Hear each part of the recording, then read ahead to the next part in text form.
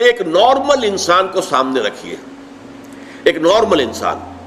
میں اصل میں یہ لفظ کس کے مقابلے میں استعمال کر رہا ہوں؟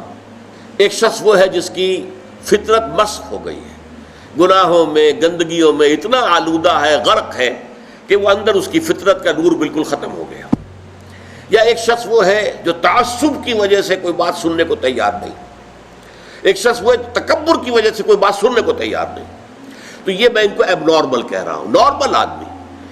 نارمل آدمی فرض کیجئے کہ وہ بت پرست بھی ہے یا کوئی اور ہے، کسی اور مذہب کا عقیدہ اور نظریے اور خیال کا اور فلسفے کا حامل ہے، آپ اس کو کنورٹ کرنا چاہتے ہیں اسلام کی طرف، تو کیا طریقہ ہوگا؟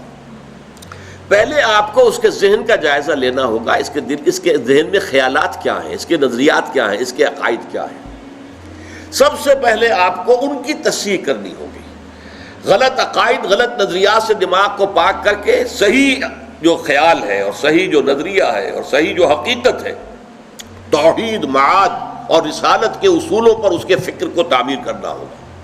جب اس کے ذہن اور دل کے اندر ایمان بیٹھ جائے گا تو جو بری عادات، برے اطوار، برے اخلاق اس کے گرد چمٹے ہوئے تھے، جیسے پتجھڑ میں پتے جھڑ جاتے ہیں، وہ خود بخود جھڑ جائیں گے.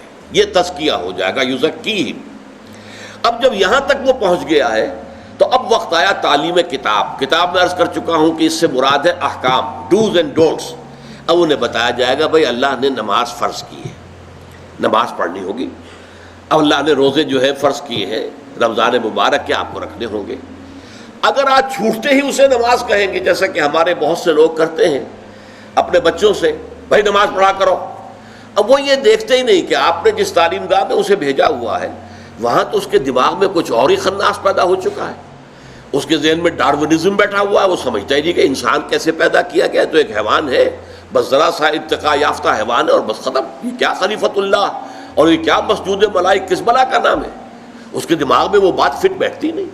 اس کے دماغ میں مارکسزم بیٹھا ہوا ہے، اس کے دماغ میں فرائڈزم بیٹھا ہوا ہے، اس کے دماغ میں لاجیکل پازیٹیوزم بیٹھا ہوا ہے، یا کچھ اور ہے. یہ تو میں اپنے بچوں کی بات کر رہا ہوں نا، اس لیے کہ ان کے بت پرستی تو ان کے دماغ میں نہیں ہے الحمدللہ، لیکن یہ چیزوں تو ان کے دماغ میں ہے نا.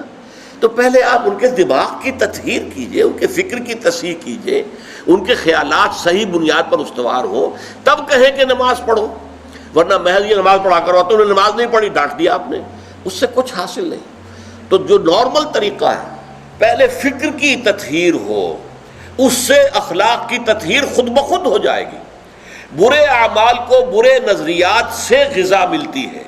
جب نظریہ یہاں یہ بیٹھ جائے گا کہ مرنے کے بعد جی اٹھنا ہے اور جواب دہی کرنی ہے اپنے ایک ایک فعل اور عمل کی، تو خود بخود جو ہے انسان کے وہ جو بھی اس کے جو پتے لگے ہوئے تھے برائیوں کے، وہ پتے پتجھڑ کے موسم کے ساتھ جھڑ جائیں گے. اب انہیں فقہ کی تعلیم دیں، قرآن کے احکام بتائیں، اس کے آداب بتائیں، حرام کیا ہے حلال کیا ہے یہ بتائیں. اور پھر سب سے اونچا درجہ جو ہوگا، اسے کہیے کہ متخصصین جو ہوتے ہیں، اسپیشلائزڈ، وہ حکمت کی تعلیم ہو. اور حکمت کیا ہے؟ ایک حکمت اصولی ہے، حکمت ایمانی، حکمت ایمانیہ راہم بخواں. یہ بڑا عمدہ شعر ہے مولانا روم کا، چند خانی حکمت یونانیہ. کب تک یونانیوں ہی کی حکمت اور فلسفہ پڑھتے رہو گے؟ افلاطون نے یہ کہا اور ارسطو نے یہ کہا اور سقراط نے یہ کہا اور فلاں نے یہ کہا اور یہ ریئلزم ہے اور یہ جو ہے آئیڈیلزم ہے. کب تک ان چکروں میں رہو گے؟ چند خانی حکمت یونانیہ، حکمت ایمانیہ راہم بخواں. ایمان کی حکمت پڑھو، وہ فلسفہ کہ جس کے نتیجے میں ایمان وجود میں آتا ہے.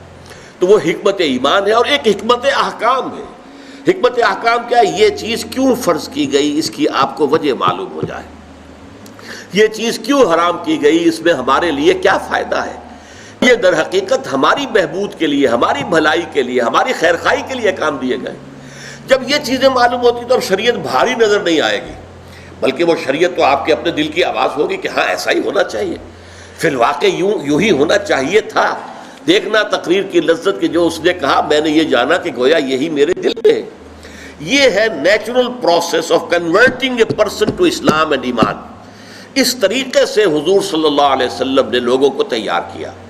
پہلے قرآن مجید ان کو پڑھ کر سناتے رہے، جن کے اندر فطرت جو ہے ابھی کچھ بھی بیدار تھی، تھوڑی سی بھی، چاہے کمزور تھی، مزمحل تھی، اندر روح جو ہے وہ ابھی مری نہیں تھی، وہ کھنچ کر آ جائیں گے.